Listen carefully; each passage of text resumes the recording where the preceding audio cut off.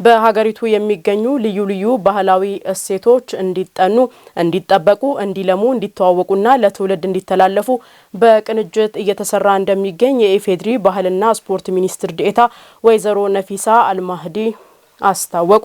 የደቡብ ኢትዮጵያ ክልል ብሔረሰቦች ምክር ቤት ዋና አፈ ጉባኤ አቶ አዳማ ተንጳዬ በበኩላቸው ከብሔረሰቦች ትሩፋቶች የሰላም የአንድነትና የፍቅር ተምሳሌት የሆኑ ሾላ ካሻ አይነት በዓላት እንዲለሙ የመደመር መንግስት በትኩረት ይሰራልም ብለዋል። የባስኬቶ ብሔረሰብ የምስጋናና የዘመን መለወጫ ሾላ ካሻ በዓል በባስኬቶ ዞን ላስካ ከተማ ተከብሯል። ባልደረባችን ዳዊት ኮሻ ከላስካ ያደረሰንን ዘገባ ሂሩት የምሩ ታቀርበዋለች። የባስኬቶ ብሔረሰብ የምስጋና በዓል ሾላ ካሻ ከሁለት አስርት ዓመታት በፊት ጀምሮ በአደባባይ መከበር ከተጀመረ ወዲህ በሌሎች ብሔረሰቦች ዘንድ እየተዋወቀ መጥቷል። በዓሉ በላስካ ከተማ በተከበረበት መርሃ ግብር ላይ የተገኙት የኢፌዴሪ ባህልና ስፖርት ሚኒስትር ዴኤታ ወይዘሮ ነፊሳ አልማህዲ በሀገሪቱ የሚገኙ ልዩ ልዩ ባህላዊ እሴቶች እንዲጠኑ፣ እንዲጠበቁ፣ እንዲለሙ፣ እንዲተዋወቁና ለትውልድ እንዲተላለፉ በቅንጅት እየተሰራ እንደሚገኝ ተናግረዋል። የኢትዮጵያን ብሔር ብሔረሰቦችና ህዝቦች ልዩ ልዩ እሴቶችን፣ የባህል ሀብቶችን፣ ቋንቋዎችን፣ ጥበብና ሀገር በቀል እውቀቶችን ማጥናት፣ መጠበቅ፣ ማልማት፣ ማስተዋወቅና ኢትዮጵያዊ እሴትን ጠብቆ ዳብሮ ከትውልድ ወደ ትውልድ እንዲተላለፉ የማድረግ ስልጣንና ኃላፊነት በአዋጅ ተሰጥቶታል።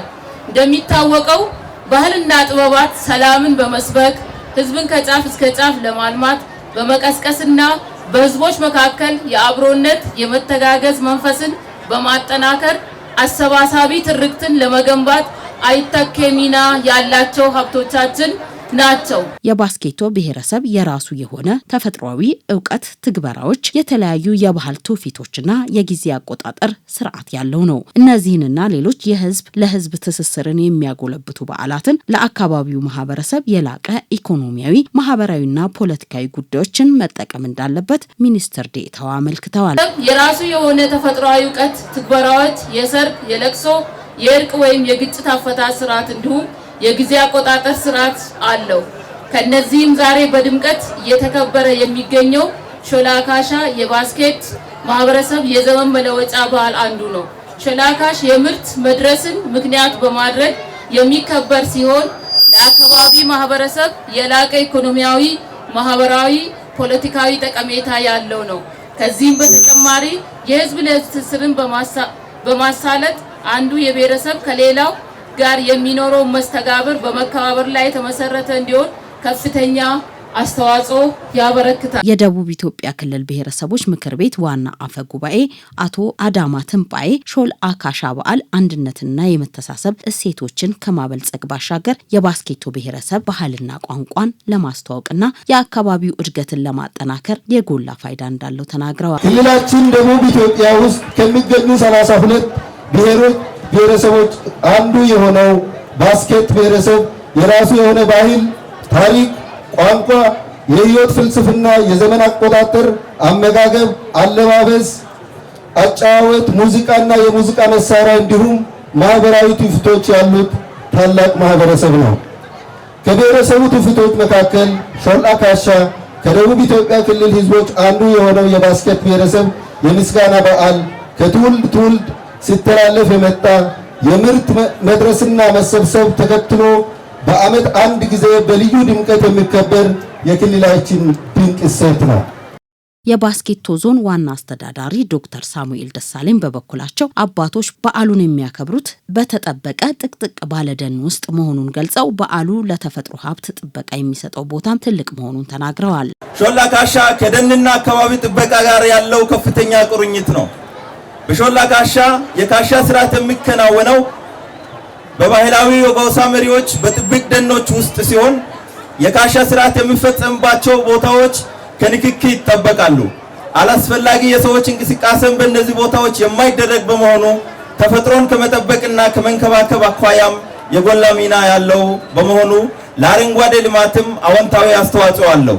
የባስኬቶ ብሔር የምስጋና በዓል ሾላ ካሻ ከተለያዩ ዞኖች የሚመጡ ልኡካን ቡድኖች የፍቅር ስጦታ በማበርከትና በዞኑ ከሚኖሩ ማህበረሰብ ጋር ተከብሯል። ለጤና አገልግሎት የተመደቡ አምቡላንሶችና ሌሎች የሕክምና ቁሳቁሶች አጠቃቀም ጋር ተያይዞ የሚስተዋሉ ክፍተቶች በዞኑ በሚገኙ በሁሉም መዋቅሮች ሊታረሙ እንደሚገባ የወላይታ ዞን ምክር ቤት ዋና አፈ ጉባኤ ወይዘሮ ጤናዬ ትራንጎ አሳሰቡ። በየጊዜው የሚከሰቱ ወረርሽኞችን በመከላከልና የመድኃኒት አቅርቦትን በማሻሻል ጤናማ ማህበረሰብ ለመፍጠር ተቋማት በቅንጅት መስራት እንደሚጠበቅባቸው የተናገሩት ደግሞ የወላይታ ዞን የመንግስት ረዳት ተጠሪ አቶ መስፍን ቶማስ ናቸው። የዞኑ ምክር ቤት የጤና አገልግሎት አሰጣጥን አስመልክቶ ዞናዊ የህዝብ አስተያየት መቀበያ መድረክ በወላይታ ሶዶ አካሂዷል። ታረቀኝ ተስፋዬ ያዘጋጀውን ዘገባ የምታቀርብልን መሰዊያ ዝቄል ናት። የወላይታ ዞን ምክር ቤት ሴቶችና ህጻናት ማህበራዊ ጉዳዮች ዘርፍ የጤና አገልግሎት አሰጣጥን አስመልክቶ ዞናዊ የህዝብ አስተያየት መቀበያ መድረክ በወላይታ ሶዶ ከተማ አካሂዷል። በተለይም በጤና ተቋማት ከሚስተዋሉ ጉዳዮች መካከል የአምቡላንስ አገልግሎት አሰጣጥ፣ የባለሙያዎች የትርፍ ሰዓት ክፍያ፣ የሰው ኃይል እጥረትና መሰል ጉዳዮች ትኩረት የሚሹ መሆናቸው ተጠቁሟል። ጤና መድን ሰው ገንዘብ እየከፈለ ነው አባል እንዲሆን የመንግስት ኃላፊዎች የመንግስት ሰራተኛው ፓብሊክ ሰርቪሱ ከሚሰራው ውጪ መስክ እየወጡ ስቃይ ያዩ እያሰባሰቡ እያስተማሩ ናቸው። ነገር ግን ህዝቡ ምንድነው የሚለው? የህዝቡን አስተያየት ነው። ይሄ አስተያየት የህዝብ አስተያየት መናገር ስላለብኝ ነው። ህዝቡ ምንድነው የሚለው? ይሄን ያህል ገንዘብ ከፍለን እኛ መድኃኒት የለም ተብለን ወደ ተለያዩ አካባቢዎች ብንሄድ፣ ወደ ግል መድኃኒት ቤት ብንሄድ አቅም የለንም። እንደገና የሚያስከፍሉት ከዚህ ከተቋሙ ክፍያ በላይ ነው። በጣም ፈታኝና የጤና ተቋም 50% ስራ ተብሎ የሚያዘው ለጽህፈት ቤት ኃላፊዎች አምቡላንስ አስተዳደር ነው። አንደኛ አጠቃቀም ችግር፣ ሁለተኛ የአሽከርካሪዎች የዲሲፕሊን ጉድለት ነው። እሱን እንደኛ ለመቅረፍ ከከተማ አስተዳደር ጋር በመነጋገር የሞከርነው አለ። አምቡላንሶች በቋሚነት ጤና ተቋም ላይ እንዲቆሙና በማውጫ እንዲወጡ በላይዘን ተፈትሾ በጥበቃ ማውጫ ተሰጥቷቸው እንዲወጡ ተረኛ የሆነ ይዘው ስታንድባይ እንዲሆንና ተረኛ ያልሆነ ደግሞ ለግል ጉዳይ ሶሻል ጉዳይ ቢኖር እንኳን ሞተር ተሽከርካሪ እንዲጠቀም የመንግስት ንብረት ይዘው ቆሞ እንዲውል የሚለው ሙከራ እየተሳካልን ነው። የዞኑ ምክር ቤት ዋና አፈ ጉባኤ ወይዘሮ ጤናዬ ትራንጎ በበኩላቸው ምክር ቤቱ የህዝብ ድምጽ ከመሆኑ አንጻር በተለይም የጤና ጉዳይ ከምንም ቅድሚያ የሚሰጠው ጉዳይ በመሆኑ ይህ መድረክ መፈጠሩ ህዝቡ የሚያነሳቸው ጥያቄዎች ምላሽ እንዲያገኙ ሁሉም በቁርጠኝነት ሊሰራ ይገባል ብለዋል። በጤና ተቋማት ላይ የሚታዩ ችግሮች ምንድናቸው? አገልግሎት አሰጣጥ ላይ አገልግሎት አሰጣጥ እንግዲህ ስንል የሚጀምረው ከየት ነው? ከተቋም ነው የሚጀምረው። ከተቋም ግንባታ ነው የሚጀምረው። ለህብረተሰቡ በቅርበት አገልግሎት ህዝቡ እንዲያገኝ የሚያስፈልጉ መንግስት ያስቀመጣቸው እስከ ጤና ኬላ ድረስ የተዘረጋ አሰራር አለ። ምቹ ሁኔታዎች አለ። እውነት ለመናገር እስከ ጤና ኤክስቴንሽን ድረስ ማለት ነው፣ ከሆስፒታል ጀምሮ እስከ ታች ድረስ። በተገቢው ግን አገልግሎት ማህበረሰቦቻችን በቅርበት እያገኙ ነው ሲባል የሚያገኙባቸው አካባቢዎች አሉ። ኃላፊነታቸውን በተገቢ የሚወጡ አሉ። እንደዛም ሆኖ ደግሞ ጉድለቶች ያሉባቸው ራሳቸውን ምናልባት የተሰማሩበትን ሙያዊ መስመርም የተዘናጉባቸው አካባቢ ስላሉ ይህንን እናጠናክር ነው። ጤና ተቋም ህዝብን በታማኝነት ለማገልገል የተቋቋመና ዘወትር ክፍት ሆኖ አገልግሎት የሚሰጥበት ተቋም ነው ያሉት የዞኑ ጤና መምሪያ ኃላፊ አቶ ዳዊት ደሳለኝ በመድረኩ በጉድለት የተገመገሙ ጉዳዮችን ለማጠናከር በትኩረት ይሰራል ብለዋል። ጤና ኬላ አለ ወይ? ሁለት እናውራ። አሁን እዚህ ያለን ሰዎች ሁላችንም ከሙሉ ልብ መናገር የሚገባው ማውራት የሚገባው ጤና ኬላ ሁሉም ጋር ወጥ በሆነ ሁኔታ ጤና ኬላዎች አገልግሎት እየሰጡ ነው ወይ? ጤና ኤክስቴንሽን አለች ወይ? ጤና ካለ ጤና ኬላ ካለ እስሩ ወይም በውስጡ የሚሰጡ አገልግሎቶች አቫይል ናቸው ወይ? የህፃናት ሕክምና ይሰጣል፣ ክትባት ይሰጣል፣ የቤተሰብ ምጣኔ ይሰጣል፣ ወባ ይታከማል። ይሄ ካለ ጤና ኬላዋ ይሄንን ማድረግ ከቻለች ባርደኑ የጤና ጣቢያውን ይቀንሳል፣ ችግሩ እየሰፋ አይመጣም ማለት ነው። እንደ ፍሪ ኮንዲሽን መቀመጥ የሌለበት ነገር ቢኖር ጤና ተቋም ሰርቪስ 24 ሰዓት መስጠት ግዴታው ነው፣ ውዴታ አይደለም፣ ግዴታው ነው። ይሄን ግዴታ መወጣት ለነገ የሚባል ነገር አይደለም። በጤናው ዘርፍ የሚስተዋሉ የወባ ወረርሽኝን፣ የመድኃኒት እጥረትና ሌሎች ያልተፈቱ የመልካም አስተዳደር ጥያቄዎችን በመመለስ ጤናማ ማህበረሰብን መፍጠር ይቻላል ያሉት የወላይታ ዞን የመንግስት ረዳት ተጠሪ አቶ መስፍን ቶማስ ችግሮችን ለይተን በጋራ በመስራት የተሻለ ውጤት ማስመዝገብ ይጠበቅብናል ብለዋል። አገልግሎት አሰጣጡ ራሱን የቻለ ነው። ጤናው መደበኛ ስራ ራሱን የቻለ ነው።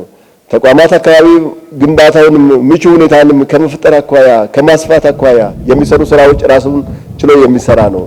በመምሪያ በኩል እስካሁን ድረስ ከተሰሩ ስራዎች በፊት ምን ተነስቶ ነበር? በህዝብ ምክር ቤት ከተነሱ ነገሮች የትኛው ነው የተፈታው? ያልተፈታስ ምንድነው ያለው? ከህዝቡ ደግሞ የሚነሳው ምንድነው የሚለው ይዞ አስተሳስሮ ቀጥሎ ለሚኖረው ህዝብ ምክር ቤት ቢያንስ ከዚህ ከደረስንበት ወደ ተሻለ ደረጃ አድርሶ መሻሻሉንም እኛም መሻሻል ሳይሆን ስር ነቀል ለውጥ ነው የምንፈልገው። በዘርፉ የተሻለ ውጤት እንዲመዘገብ የጤና ተቋማትን ከማሻሻል ከማሳደስና የሕክምና መገልገያ ግብዓቶችን ከማሟላት ጀምሮ በአገልግሎት አሰጣጥ ህዝቡ እርካታ እንዲያገኝ ለማስቻል ዘርፉን መደገፍና መከታተል ያስፈልጋል። የዳንጎሬ መስኖ ግድብን በመጠቀም የጓሮ አትክልትና ሰብል በማምረት የኑሮ ዘይቤያቸውን እያሻሻሉ መሆናቸውን በባይራ ኮይሻ ወረዳ የቀነፋ ጎዴራና የቡከማ ቀበሌ አርሶ አደሮች ተናገሩ። የግድቡን ውሃ መነሻ በማድረግ በታችኛው የተፋሰስ አካባቢዎች ከ120 ሄክታር መሬት በላይ በመስኖ ለማልማት የታቀደው ከግብ እንዲደርስ በትኩረት እንደሚሰራ የወረዳው ዋና አስተዳዳሪ አቶ አዝማቹ ዳዊት ገልጸዋል። ተገኝ ሰይፉ ያጠናቀረውን ዘገባ ውብሸት ጳውሎስ ያቀርበዋል።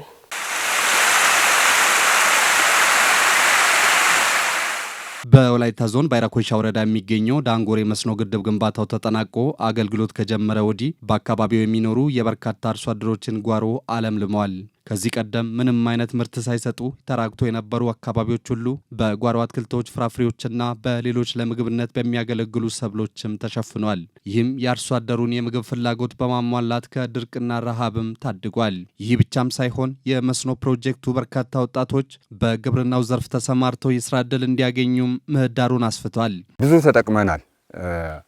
አሁን እኔ ራሴ ማዶ በኩል ነበር የኔ እርሻ። ይሄ ማዶ በኩል ያለው የኔ እርሻ ነው። ቤት ያለበት እስከታች ያለው የኔ እርሻ ነው። እዛ አሁን ቃሪያ ለአንድ የተወሰነች ቦታ ቃሪያ ተክዬ በትንሽ ቦታ ወደ 10 ኩንታል የሚሆን ቃሪያ ነው ያገኘው። ካቋቋምበት ቀን ጀምረን እኛ ጠግበን በልተናል። 3 ጊዜ ያለውን 3 ጊዜ በትክክል ነው የምንበላው። ምንም ረበኛ ካሁን የለም። ይሄን ለምሳሌ ብዙ አሁን ጎደሮ አለ በዚህ ዳር። ያ ጎደሮ እንዴት እንደሆነ እኛ ራሳችን እናውቃለን። ስለዚህ ከመጣበት ለውጥ አለው።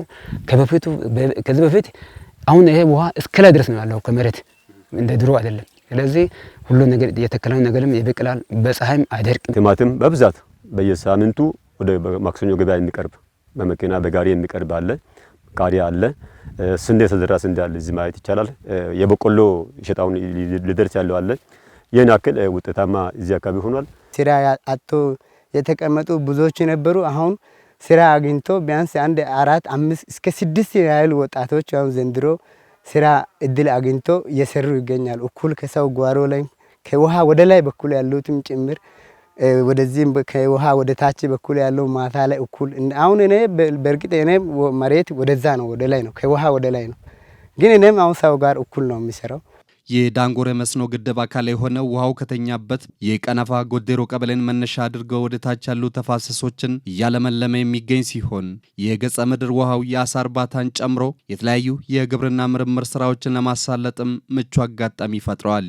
መጀመሪያ 81 አባወራ ቁጭ ብሎ ተምሮ እንሰራለን እሺ ብሎ ተማምነው ነው። ምንም ግዴታ የለም። በዛ እንግዲህ ዳም መጀመሪያ ሲመሰረት ዳም ሲቀመጥ ነበሩ።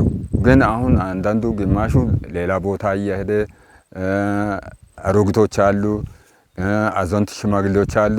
የነሱ ቦታ ነው ሳይሰራ እስከዚህ የቆየው። አሁን ግን የሚሰሩት ማዶ በኩል የሚሰሩት እየሰሩ ናቸው። አሁን ስራ ውስጥ ገብተዋል። ውሃ የተኛበት አካባቢ ሰው ጀምሮት ነበር። ነገር ግን ከሰው ከገንዘብ አንጻር ከአካባቢ አንጻር አንደኛ ጀነሬተሮች አሉ። ጀነሬተሮች አሁን በነዳጅ የሚሰሩ ለሰው ትንሽ ከአቅማቸው በላይ ስለሆነ የቀበሌ የወረዳ ድጋፍ ያስፈልጋል፣ የክልሉ መንግስት ድጋፍ ያስፈልጋል። በሶላር የሚሰራ ጀነሬተር ቢመጣ ማንም ተገዶ እዚህ አካባቢ ልማት ሊለማ ይችላል። እንደውም ቀጣይ አሁን ብዙ ትውልዶች እዚህ አካባቢ የሚጠይቁ አሉ። እኛ ልማት እናልማለን የተኛው ነገር አድርገን እናልማለን የሚሉ ሰዎች ስላላቸው በጣም አንገብጋቢ ሁኔታ በዚህ ስፍራ ሰው ልማት ለማልማት ይፈልጋል። እዚህ ውስጥ አሳ አለ። ወጣቶች የተደራጁት ወጣቶች እኛ ከራሳችን ምረት ከግሌ እሰጣለሁ። አሳ የተደራጁት ወጣቶች አሳ ያውጡና አንድ ገቢ ምንጭ ቢፈልጉ እናግዛለን። በእነሱ ጎን እኛም እንቆማለን። ስለዚህ እነሱ ይደራጁና ይሄ እዚህ ያለው አሳ ንግድ ቢጀምሩ ለኛም ጥሩ ነው፣ ለወደፊትም ጥሩ ነው፣ ለሌላ ሰዎችም አርአያ ይሆናል፣ ትምህርት ይሆናል። በግድቡ አቅራቢያ ያሉና የውሃ መስመሮች የተዘረጉባቸው አካባቢዎች በመስኖ ልማት ተጠቃሚ እንዲሆኑ የበኩሉን ኃላፊነት እየተወጣ የሚገኘው የወረዳው አስተዳደርም በተያዘው በጀት ዓመትም ከ120 ሄክታር በላይ መሬት ለማልማት አቅዶ ነበር ወደ ትግበራ የገባው። ይሄ አዲስ ስለሆነና ለአካባቢው አዲስ ስለሆነ አርሶ አደሩ ለዚህ ውስጥ ገብተው ጥቅም አግኝተው እንዲወጡ ለማድረግ ከፍተኛ ድጋፍና ክትትል እያደረግን ቆይተናል።